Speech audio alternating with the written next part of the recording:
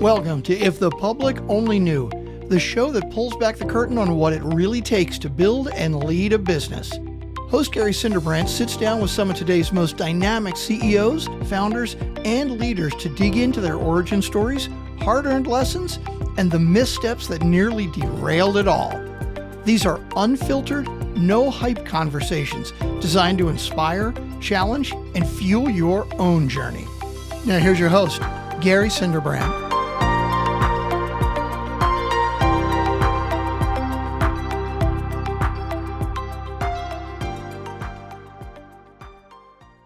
Welcome back to If the Public Only Knew. I'm your host, Gary Cinderbrandt. Another Colorado person on today.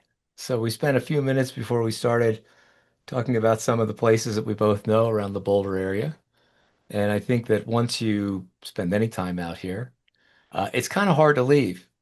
Our guest today left, however, and moved back to Michigan.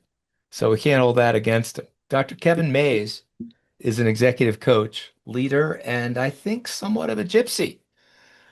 Based on the searching you've done, the places you've lived, and the things you've learned along the way. Did some work in the corporate world around '08, survived that, and then realized there was something else out there for him where he could make more of a contribution both to himself and to the world in general. He has a book he is trying to put the finishing touches on, which is talking about leadership, the title of the book being Lead Yourself First. Kevin, welcome to the show. Thanks for joining. Thank you. I'm so glad to be here. I'm excited about the conversation. So you're into this journey and you named a bunch of states you lived in, a bunch of things you did. During that period in your life where you were traveling, were you looking for a place to live, looking for inspiration, looking for something to find you? Take me through what those transitional periods looked like. Yeah, well, I grew up in car country, GM. My father worked for GM for 34 years. So any job worth your salt is a job as an engineer and for the car companies. And so I was on a pathway studying aeronautical engineering, being the good, dutiful son. But there was this deeper repository of wildness underneath that tamed quality. And so, yes, I'm studying engineering, but now I'm flying airplanes, but that wildness still came through, and I'm putting airplanes in positions they shouldn't be in and nearly killing myself.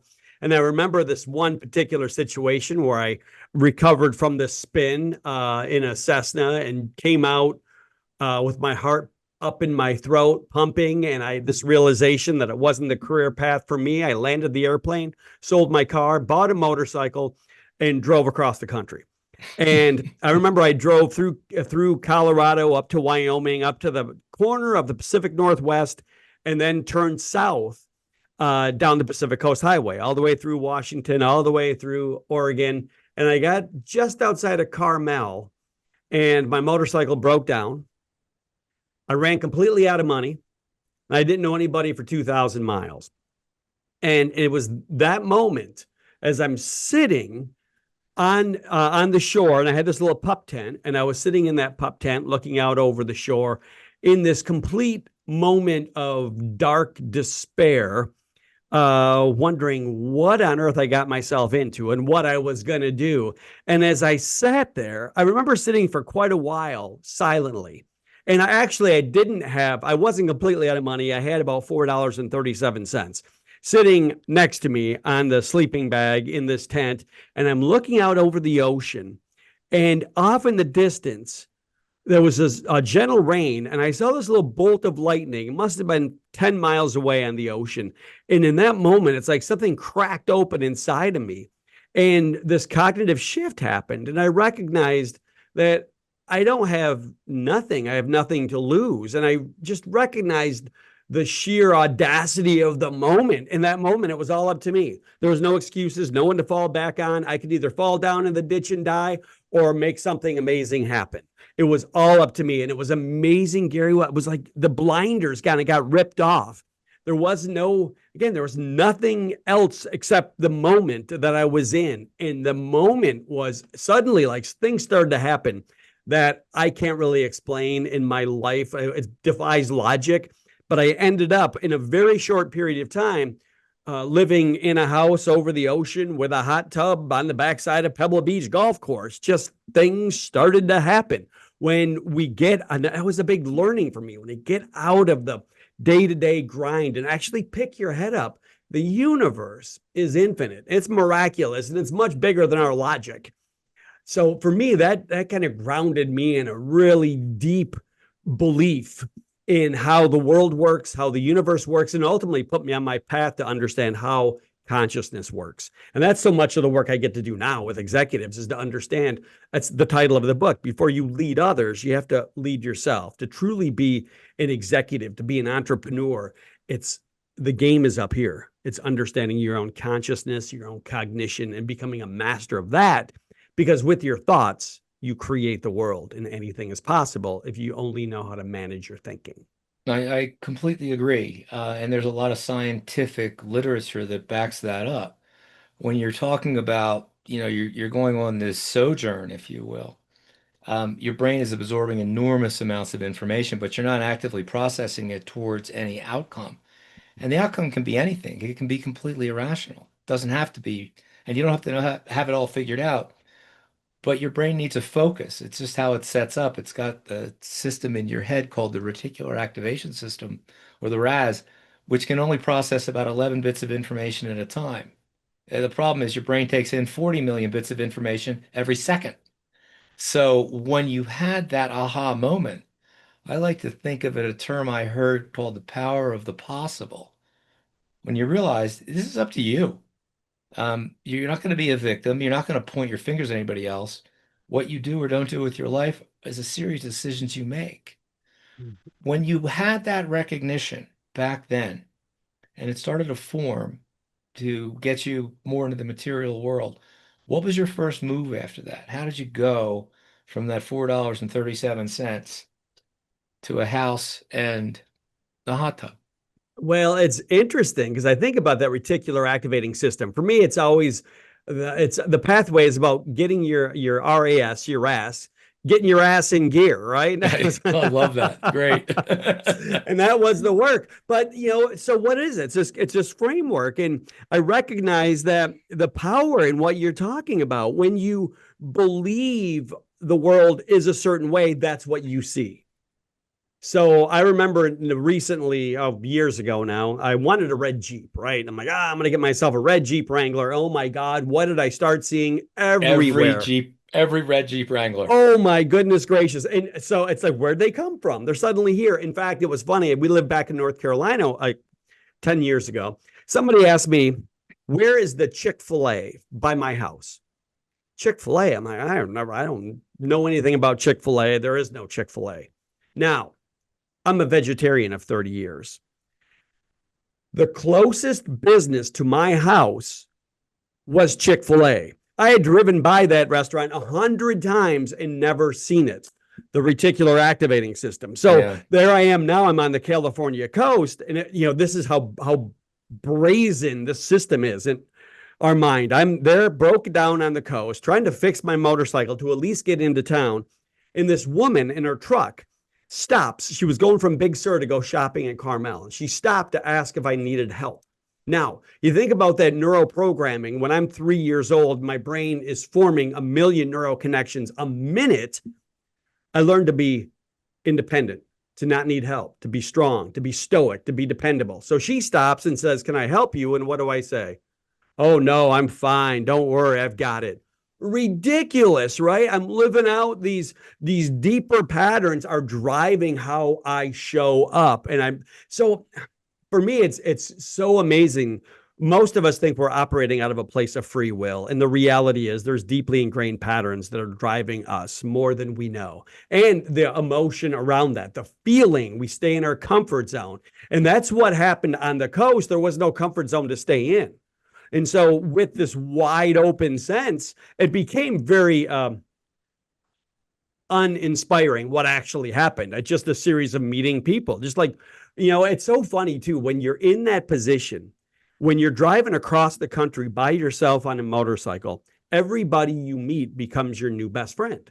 I'm just interested. I've been on the bike for 10 hours and I stop and I'm like, I'm interested in a gas station attendant. And before I know it, I'm in somewhere in Wyoming staying with somebody in their family simply because I had curiosity. Now I'm in Carmel and I wonder where you stay in a town like this. And lo and behold, somebody knows somebody with an extra room. And I said to them, and now I see the place. It's got a hot tub and it's on the ocean.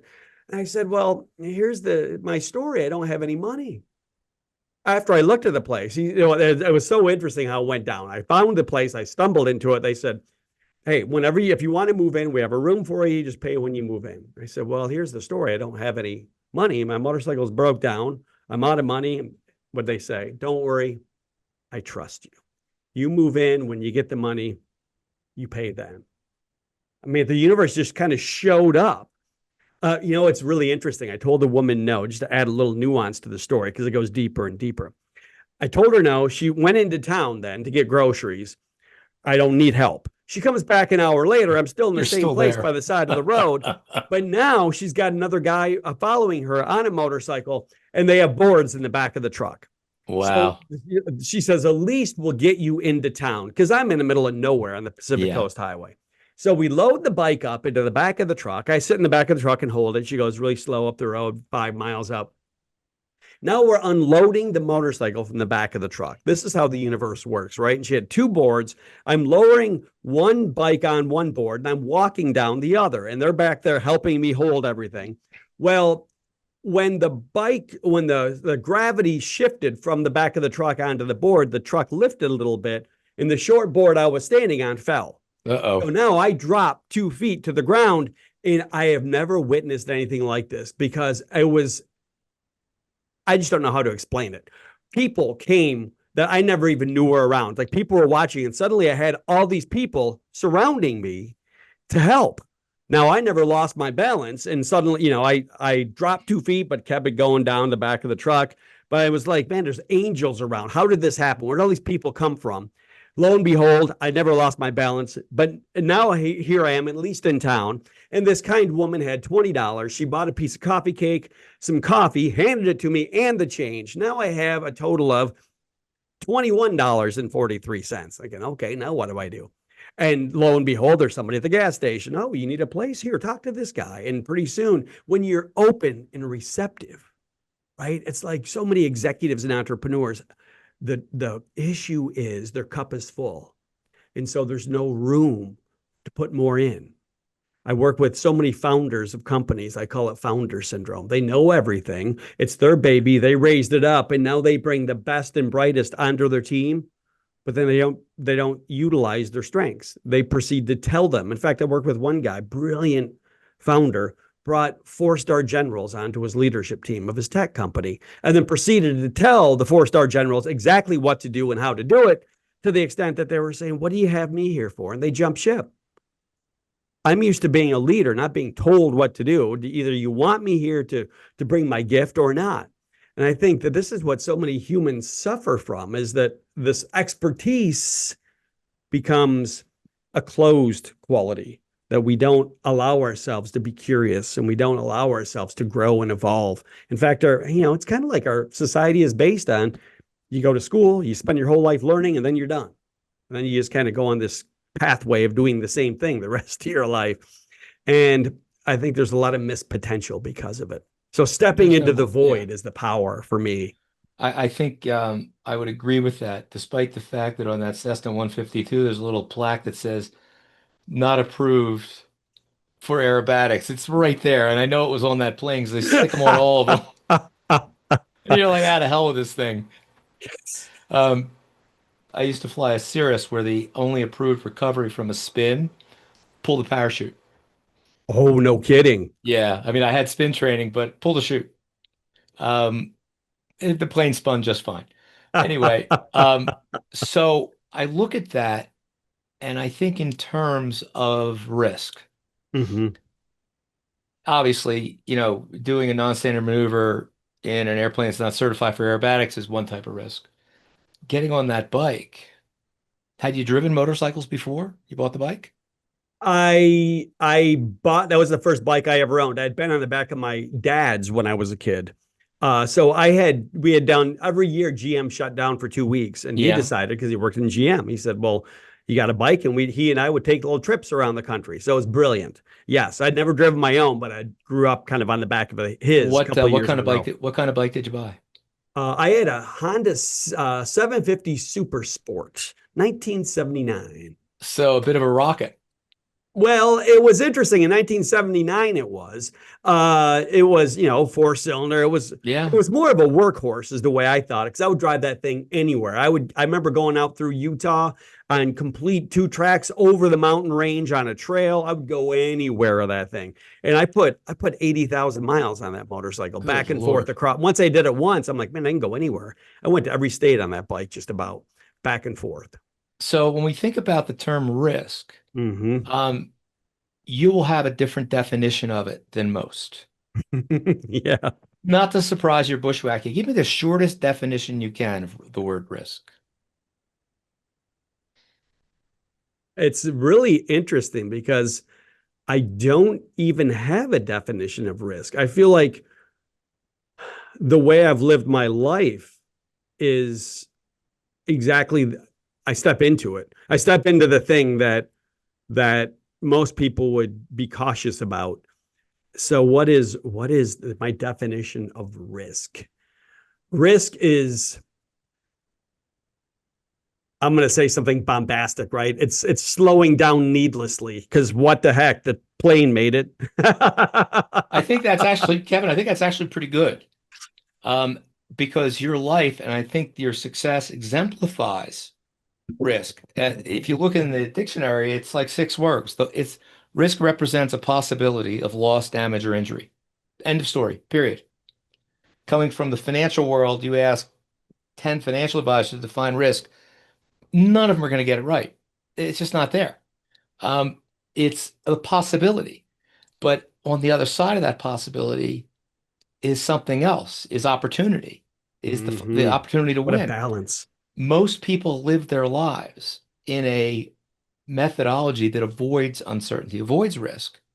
And I don't know who it was. I'll get it wrong, I'm sure, but famous author, long dead. Most people live lives of quiet desperation. If only I could have done this, or I should have done that. I had a friend growing up. We called him Mr. Woulda, Shoulda, Coulda. Every single line was missed. And finally, it was like, well, why the hell don't you just do it? Oh, I don't know. And you're like, oh man, what a horrible way to live. Yes. I remember when I was 18, I felt like my life was going by. I thought, man, I'm going to be 20 next year, and I haven't done anything. And that's when I about killed myself in the airplane, then jumped on a motorcycle. I'm like, I got to do something. I got to live. I got to find that thing. I get one shot at it. And you're right. Most people stay in the comfort zone, even if it's completely unsatisfying, even if it's downright dysfunctional. People will stay in that familiar comfort zone. It goes back to that neuroprogramming that we adopted. They adopted for themselves when they were 1, 3, 5, 7 years old. They're stuck in that pattern. They keep doing the same thing, wondering why they're not getting what they want. And guess what? You have to upgrade the software. You got the software. We all got this software when we're 3, 5, 7, 10 years old. And now we're operating on that decades later. It's time for an upgrade. When you're working with founders, which is its own, and founders by and large, only about half of them make good CEOs. The rest of them just hire somebody and go away. You're dealing with someone that if they can get their company, out of that nation stage and they've got some profitability, they've got some purpose, they've got sustainability, and the company's going to make it. And the founder basically always assumes they're the smartest person in the room. And they don't want to let go, even though they may have investors telling them they have to let go. They may have private equity telling them they got to let go. And that person is just like, no, this is my baby. I can't let go. How do you create space in their creative brain to recognize they don't have to be a genius at everything? Yeah, that's the $1 million question. And I would say not only do they not have to be, they cannot be. Right. It's not possible. So for me, it comes back to vision. What do you want? And to understand, I think the more clarity a founder has of their vision, then it becomes pretty clear when they're doing things that are undermining their vision. When I work with a CEO who gets so frustrated, he jumps back into operations and he's back in the day to day. He's down in the engine room of the ship and nobody's piloting strategically forward. Like, well, what is your vision? And that's what I see happens with so many founders who don't make good CEOs because they never take time to establish really what they want. They built it out of their own sweat equity.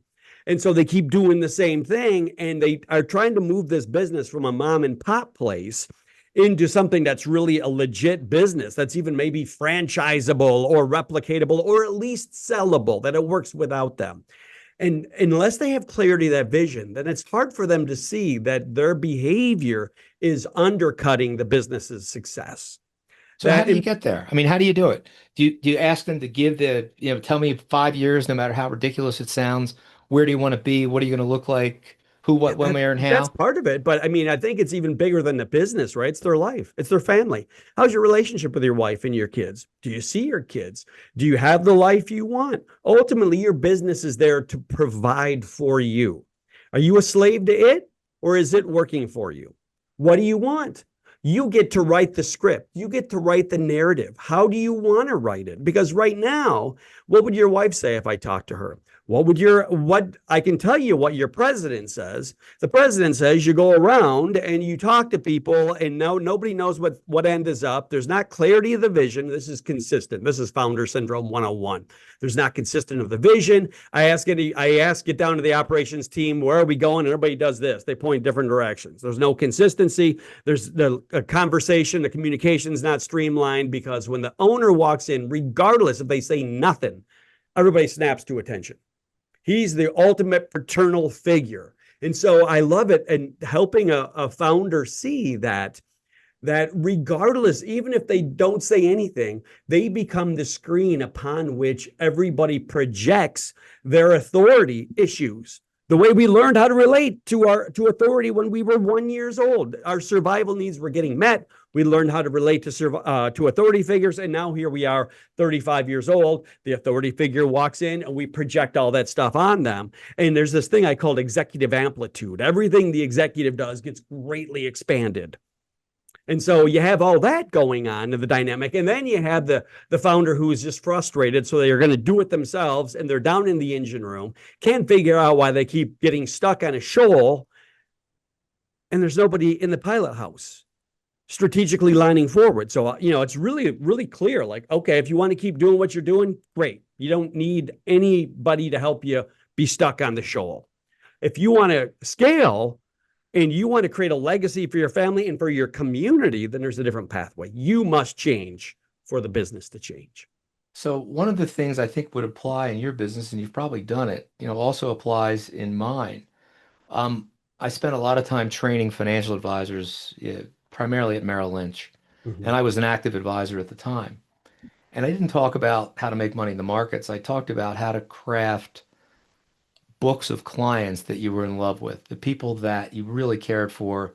You're going to stay with them forever. They're going to introduce you to their friends, and it's a great way to go. So I would ask in these groups, the very successful type A personalities, if I were to call your 10 favorite clients and I were to ask them, can you describe for me why you deal with Kevin and what is it about him that it keeps you there? How many answers would I get? And I'd say 1, show of hands. For most people, it was between 5 and 10. I said, so what you're doing is you're trying to adapt who you are to what you think that person is looking for. Similar to that the founder going to the engine room, thinking they're going to do it better. You ask the person in the engine room versus the person in the kitchen, they're going to tell you 2 different things about that person. So it's amazingly similar. And when you talk about, as I think about, first you have to lead yourself, I should use that because that's exactly what I try and teach. Who are you? You're not going to save the world. Find a segment of the world you want to save and focus there, but do it on your terms. See, I always thought you were supposed to be everything to everybody. That's what I always heard. And you end up with nothing, You right? end up being end up being nothing to no Yeah, one. that's right. That's exactly right. That's Yep. exactly right. That is so profound, right? I mean, it's well said that you have to start to understand who you are. However, what I experience is that with awareness, well, first of all, awareness can be painful. Ignorance is bliss. So a lot of folks are happy to move through the world without self-awareness because they know they're right and everybody else is wrong. So when you start to open that door and realize, maybe you're not the end all and be all, maybe you're not special, maybe you're not everything that your ego has made you out to be, that's a point when you're starting to enter into wisdom, in my mind. When you start to recognize that and let go of that, now you're on the pathway of really making decisions that are based on wisdom, something larger than just that immediate moment. It's a That's a hard hard path, thing to though. do.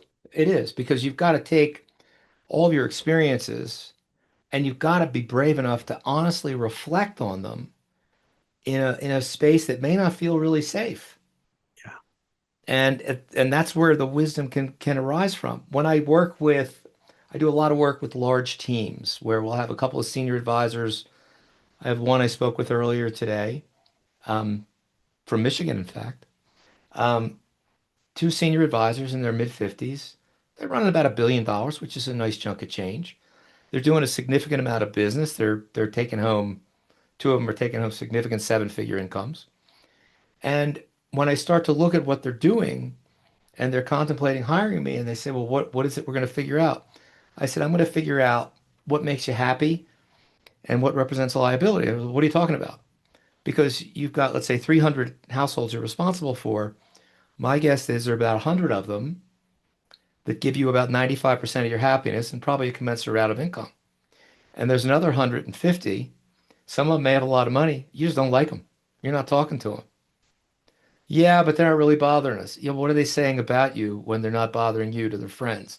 Then it's like, ooh, they figure they're making a lot of money. What could go wrong? Plenty. Isn't it So, interesting, though, how we lose track of what's really important. And so now people are on this quest. Like at some point, it becomes an abstract number in an account. It doesn't impact you in any yeah. way. But you're still saying yes when you should be saying no. And one of the most liberating things for me was starting when I felt confident enough to start firing my clients, to realize exactly what you're talking about, Oh, that yeah.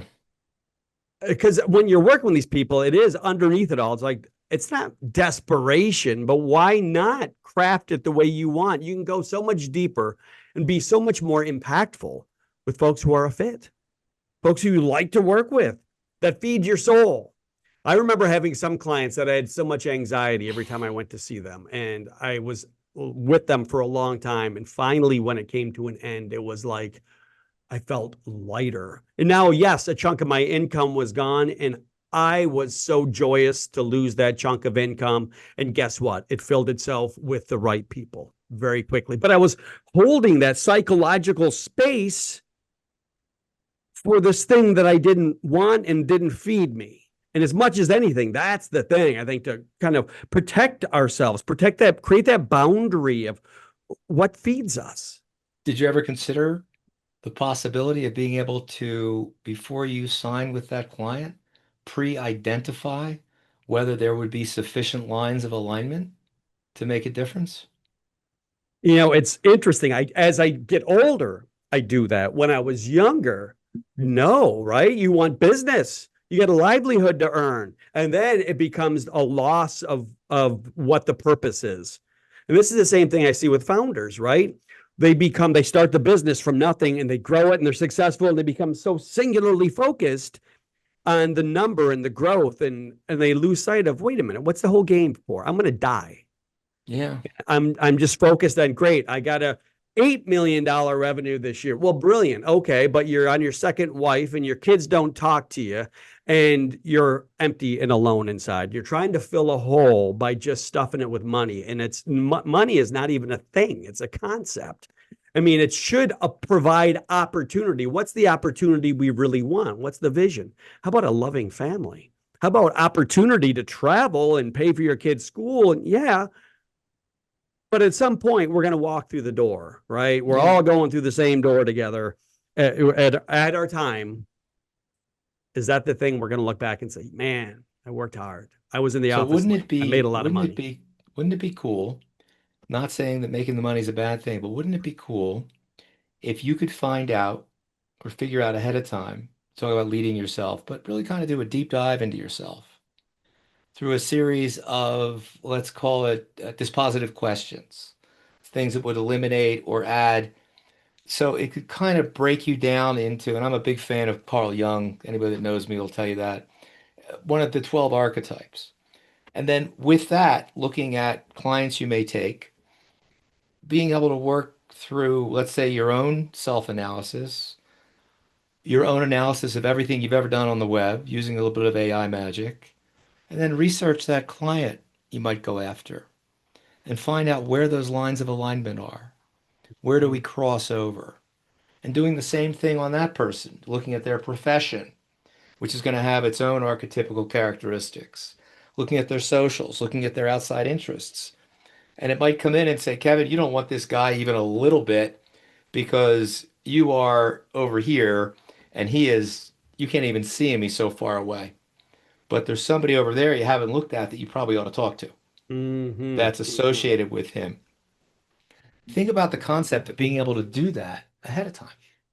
Well, the fun thing is I use a lot of psychological assessments from everything from Hogan, Myers-Briggs, the DISC, the Enneagram, to try to help gain an understanding of somebody's personality. What I find for me in the role I'm in, if somebody is just curious, that's enough. If they're open and they're curious to understand themselves, because it's the same thing with leadership, right? If your cup, as I said before, if you're willing to empty your cup a little bit and to put more in it, to actually look at and question yourself, that's brilliant. And I bet you probably find that as well. Anybody who's like really curious to ponder, regardless of what their archetype is, if they're really curious to think and to question themselves, well, that's an ideal client. Somebody who isn't attached to their notion or their idea of being right. That's the hard one for me, when somebody's attached to their idea of being right. Yeah, and it's interesting because I had experiences with all types. I mean, you'll get that ruler archetype, you'll get that, executive leader who has never made a bad mistake in their life, and it's not my job to convince them I know more than they do. Mm-hmm. It's my job to kind of create space for something good to happen. And that question I posed to you before. I'm not trying to embarrass anybody, but nobody really thinks about it. They'll tell you conceptually what risk is. And I found that my most effective way to help people was to give them the space and the safety to introduce what I call constructive doubt.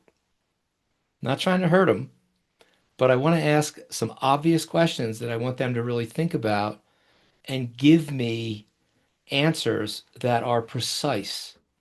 Not like, well, we just want to make money or I want to have more. Fine. How much? How long? What, when, where, how? And for what? Explain it to me. Right. What's it for? Yeah, I just want to right. have more. What are you going to do with it? Yeah, I don't right. I know. mean, so the number of the account to fill a hole inside of you, it's not going to Right. work. And it's amazing because instead of pitching somebody on, how good I can run their money, it's more along the lines of, I'll just ask them, you have money invested? Yeah. Why? Can you connect what it's invested in to an outcome that matters to you? And it's like, whoosh, well, that's a good question. And then I just sum it up for them. So you've got your life savings, you're in your prime earnings years, you have a guy you like and you trust, and this person invested for you, but you have no idea what the outcome is, how you're doing, or what the ultimate meaning of that result will be. And you see the color drain from their face. Where are you on your journey towards that There vision? you What go. vision? What vision? Right. It's like I'm going to invite you. I'm going to say, hey, Kevin, why don't you come over and, let's get a beer. And I'm going to say to you, let me give you directions. Where are you? And you're going to go, I don't know. We'll look around. Where are you? I have no idea. Yeah, I see a road. I have no clue where I am. Where's the sun? I mean, it gets to that. You got to know where you are and know where you want to go. So when you're having these conversations with your clients, how much time do you spend getting them to kind of walk that ethereal path, that imaginary path, or that vision path, which ultimately I think we all should walk? It's so interesting. My first thought is all of it, because there's libraries filled with everything you need to know to run a business, to grow a business. It's not about that. It's definitely turning the focus inward to understanding how your mind works. When I teach conscious leadership, I break it down into 4 core steps, right? Number 1, learning how to be present. Our minds are so conditioned to be future focused, to be past focused, and then we generate emotion, right? We look forward and we create anxiety or stress or excitement.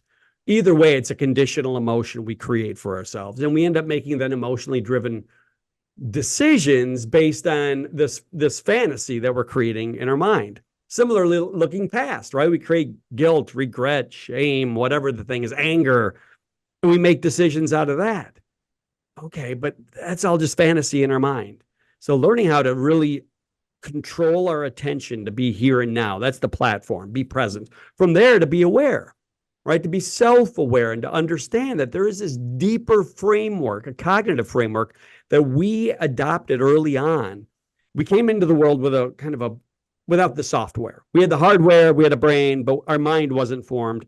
Based on our experiences, we formed our software, and now it's running us in many ways. And without awareness of that, what that software is, what those patterns in your thinking and your feeling and your behaving are, without awareness, I can guarantee how you're going to show up in life. And it's the same way you showed up yesterday and last month and last year and last decade. Is it getting you where you want to go? It's a different story.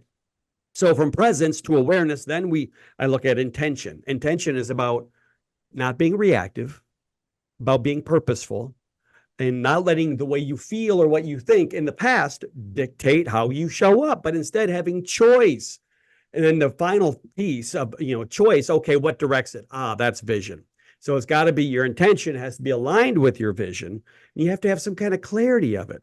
And these are, in my mind, those 4 segments. You can create anything in your existence by simply, that's the mastery in my mind. A true executive mastery is those 4 basic elements. It's simple. It's not easy. It's a lifetime of work to continually rein in our own attention and our awareness, to develop it at a deeper and deeper level. I think about how easy it is for me growing up. I was the boy in the family. I learned to be responsible. I was the youngest child, so I always made a joke. Now, when tension happens, it's easy to brush it off with a joke. There's the old pattern. And sometimes the way I found value in my family growing up was to be smart, right? I'm the smart one. So now I'm at home with my wife, and I find myself, if I'm not paying attention, I start to explain to her why I'm right about something, and I can see the color leaving her skin, and I can see her getting triggered and frustrated, and I am absolutely not moving towards my vision of what I want in the relationship. It's Right. the software playing The itself. opposite way. Absolutely. It's taken me, And you but wonder, I'm, how am hey, I going to navigate back when you're exactly, but mansplaining? I'm so good at being right. Well, no, the game is not about being right. But that's kind of, and so often I find with folks who like high wealth individuals, it validates our self-concept. See, we're okay. We're all just 5-year-olds trying to get our attention needs met, right? And trying to prove ourselves that we're okay. And guess what? Underneath it all, we all have this kind of level of doubt. If you lost all your money, would you still have the same kind of confidence in yourself? Or I work with a lot of leaders. If you lose your job, suddenly they start to doubt themselves. And we're letting the external world dictate our self-concept. And for me, the real work is, and that's the work I discovered on the California coast when my bike was broke down. I'm like, no, everything is up to me. Everything is up to you. You create it. And when you stop blaming the world around and take 100% ownership and accountability and responsibility, it's a powerful place to be. No question. There's no question about it. Kevin, you've got a lot of wisdom, and I think your journey um, between your spin in the airplane, between your California coast, your experiences, and your ability to look back and kind of connect them in this larger framework It's almost like you were actively acquiring the skills you were going to need later, not really understanding where it would lead, but knowing you were really onto something from the day that lightning struck. It's every entrepreneur I talk to, there's a different process they go through Mm-hmm. to arrive at a point where they realize they've got not just a lot to say, they've got more to say going forward because you don't stop learning. You don't stop getting smarter.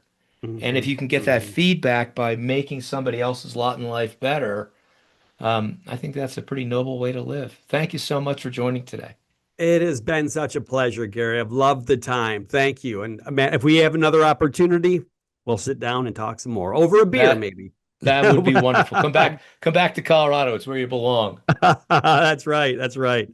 Our guest today has been Dr. Kevin Mays. Just all around raconteur. A little bit of gypsy, a little bit of wisdom, a little bit of wizard. Kevin, thank you so much. And best of luck in whatever it is you decide to do. Thank you so much. Bye now. Thanks for tuning in to If the Public Only Knew. Don't forget to follow the show and share it with anyone who's ready for the real raw stories behind the business successes.